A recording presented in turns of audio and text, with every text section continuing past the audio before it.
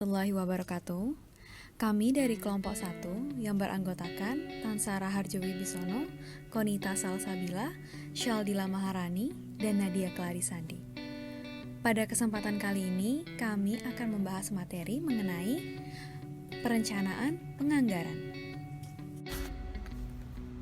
Dalam suatu perusahaan atau organisasi yang didirikan pastilah memiliki suatu tujuan yang ingin dicapai dengan cara yang efektif dan efisien. Pencapaian tujuan tersebut memerlukan perencanaan dan pengendalian kegiatan-kegiatan kerja yang baik.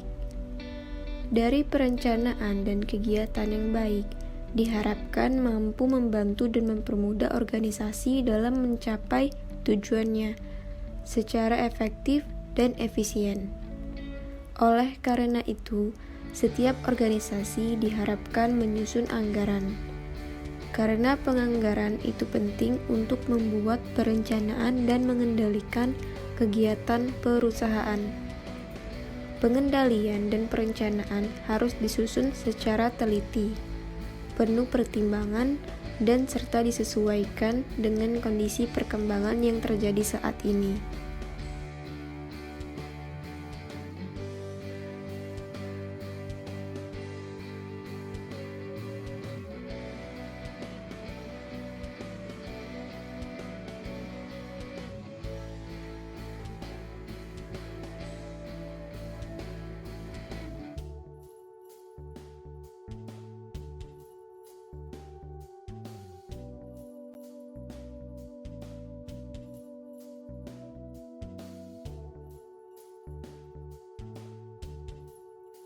Bagi manajemen adalah dapat ini.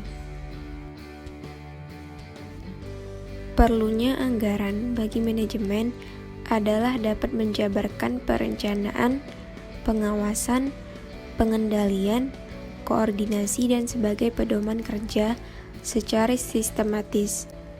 Juga digunakan untuk mengetahui penyimpangan-penyimpangan yang terjadi dan terpenting untuk meningkatkan tanggung jawab dari masing-masing karyawan atas pekerjaan yang menjadi kewajibannya. Anggaran dapat berupa ikhtisar pendapatan atau ikhtisar neraca untuk keseluruhan operasi perusahaan.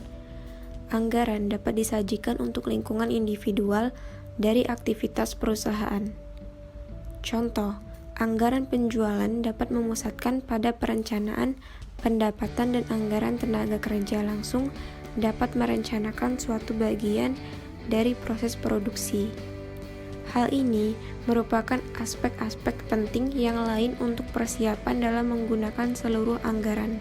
Anggaran secara sederhana adalah suatu rencana tertulis untuk operasi-operasi perusahaan. Anggaran dapat berupa ikhtisar pendapatan atau ikhtisar neraca untuk keseluruhan operasi perusahaan. Anggaran dapat disajikan untuk lingkungan individual dari aktivitas perusahaan. Contoh, anggaran penjualan dapat memusatkan pada perencanaan pendapatan dan anggaran tenaga kerja langsung dapat merencanakan suatu bagian dari proses produksi. Hal ini merupakan aspek-aspek penting yang lain untuk persiapan dalam menggunakan seluruh anggaran. Anggaran untuk perencanaan dan pengendalian. Bagian penting dari akuntansi manajemen adalah membandingkan kinerja aktual dengan standar untuk memastikan bahwa tujuan perusahaan telah tercapai. Sistem penganggaran adalah suatu bagian esensial dari perencanaan dan pengendalian. Anggaran merupakan rencana-rencana rinci yang dibuat oleh manajemen. Untuk membuat rencana yang rinci tersebut, manajemen harus membuat standar kinerja yang tepat dalam setiap jangkauan operasi perusahaan. Jenis perencanaan formal ini dipergunakan sebagai dasar dari proses pengendalian. Setelah proses memulai operasi pada suatu periode, jumlah yang dianggarkan dapat dibandingkan dengan kinerja aktual dan tindakan perbaikan. Selanjutnya yaitu pertimbangan perilaku dalam penganggaran. Aspek penting yang kedua dari penganggaran adalah dimasukkannya pertimbangan perilaku. Bagaimana gambaran manusia dalam suatu organisasi bisnis merupakan inti dari proses penganggaran. Anggaran sendiri ialah rencana tertulis. Oleh karena itu, selintas anggaran tidak mempunyai unsur manusia dan juga agak otomatis. Hal itu jauh berbeda dengan kenyataannya. Anggaran adalah alat utama untuk menilai para bawahannya. Anggaran digunakan sebagai suatu standar untuk mengukur kinerja seseorang. Pada kenyataannya, persoalan yang timbul adalah bagaimana sih memotivasi seseorang? Bagaimana mereka mengadakan reaksi agar kinerja mereka secara formal dapat diukur dengan standar yang sudah ditentukan sebelumnya. Selanjutnya, komisi anggaran. Dari segi teknis, anggaran suatu perusahaan dapat disusun dan ditetapkan oleh seorang eksekutif dengan bantuan sebuah staf. Bagaimana perusahaan biasanya menyusun anggaran? Kebiasaan yang umum adalah dengan membentuk suatu komisi anggaran. Pekerjaan komisi anggaran atau budget committee dalam banyak perusahaan ialah untuk memberikan nasihat pada direktur anggaran dan stafnya dalam pembuatan standar. Suatu komisi anggaran mungkin akan terdiri dari bagian-bagian terpenting dari tiap-tiap bidang seperti industri, pemasaran, finansial, dan juga akuntansi. Pada perusahaan, direktur anggaran bertanggung jawab atas penyusunan dan administrasi anggaran. Adapun karakteristik dari penganggaran. Yang pertama yaitu anggaran mengestimasi potensi laba satuan bisnis. Yang kedua, anggaran dinyatakan dalam istilah moneter. Walaupun jumlah moneter dapat saja ditunjang oleh jumlah non-moneter, misalnya unit yang dijual atau diproduksi. Yang ketiga, ada mencakup periode 1 tahun. Yang keempat, anggaran merupakan komitmen manajemen. Manajer sepakat untuk mengembangkan tanggung jawab atas pencapaian tujuan yang dianggarkan. Yang kelima, usulan anggaran ditelaah dan disetujui oleh otoritas yang lebih tinggi ketimbang oleh pihak yang menganggarkan atau budgeting. Yang keenam, begitu disetujui, anggaran hanya dapat diubah dalam kondisi yang ditetapkan. Yang terakhir, secara berkala, kinerja finansial sesungguhnya dibandingkan dengan anggaran dan selisihnya dianalisis dan dijelaskan.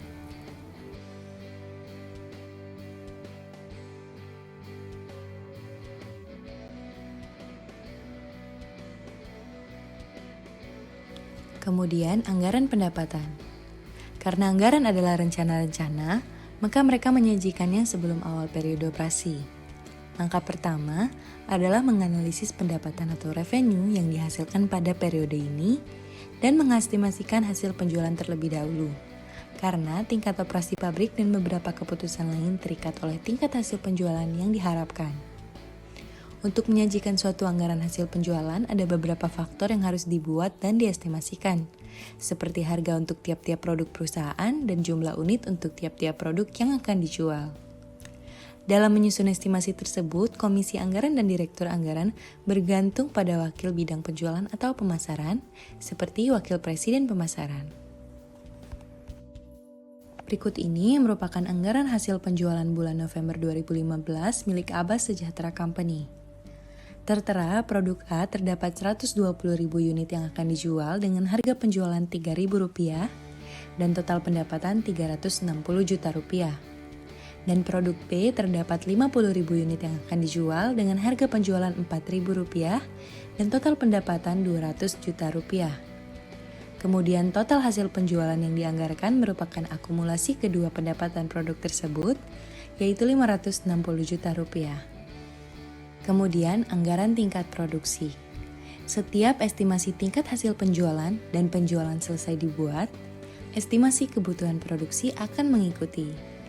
Berikut adalah ilustrasi anggaran untuk menentukan berapa banyak unit dari tiap-tiap produk akan dihasilkan dalam satu periode.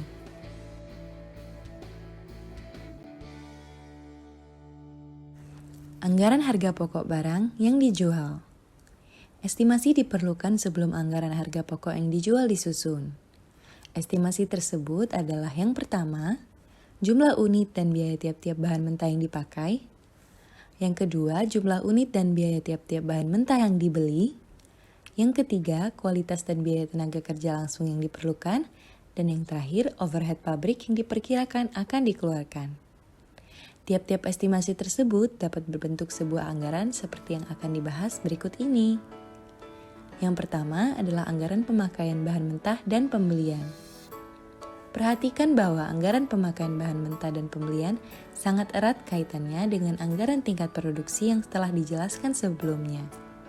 Jumlah unit tiap-tiap bahan mentah yang dipakai dan dibeli secara langsung bergantung pada tingkat produksi. Standar penting yang termasuk dalam anggaran tersebut adalah yang pertama, biaya per unit bahan mentah yang diperkirakan, dan yang kedua, kualitas tiap-tiap jenis bahan yang diperkirakan dipakai untuk tiap produk jadi. 2. Anggaran tenaga kerja langsung. Anggaran tenaga kerja langsung menunjukkan keseluruhan jam tenaga kerja langsung yang dibutuhkan untuk tingkat produksi baik total maupun tenaga kerja langsung. 3. Anggaran overhead pabrik. Dalam sistem akuntansi biaya, overhead pabrik dibebankan pada barang dalam proses menurut beberapa dasar seperti biaya tenaga kerja langsung atau jam tenaga kerja langsung. Sekarang, harga pokok barang yang dijual dapat dihitung. Anggaran biaya. Setelah harga pokok barang yang dijual diprediksikan, biaya operasi diestimasikan seperti terlihat pada anggaran berikut. Sebagian perusahaan menganalisis biaya-biaya lebih lanjut melalui pengklasifikasian tiap-tiap biaya sebagai biaya tetap maupun biaya variabel. Setelah itu ada anggaran laporan finansial. Sekarang, anggaran daftar pendapatan atau income statement dapat disusun berdasarkan informasi yang terdapat dalam anggaran lainnya.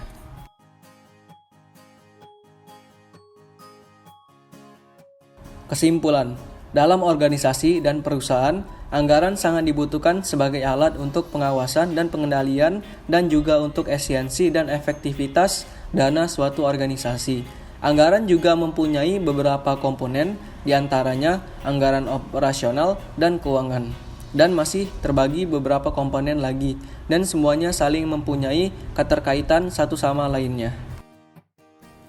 Baiklah, sekian dari video penjelasan kami. Semoga video ini dapat bermanfaat bagi kalian semua. Terima kasih. See you on the next video. Bye.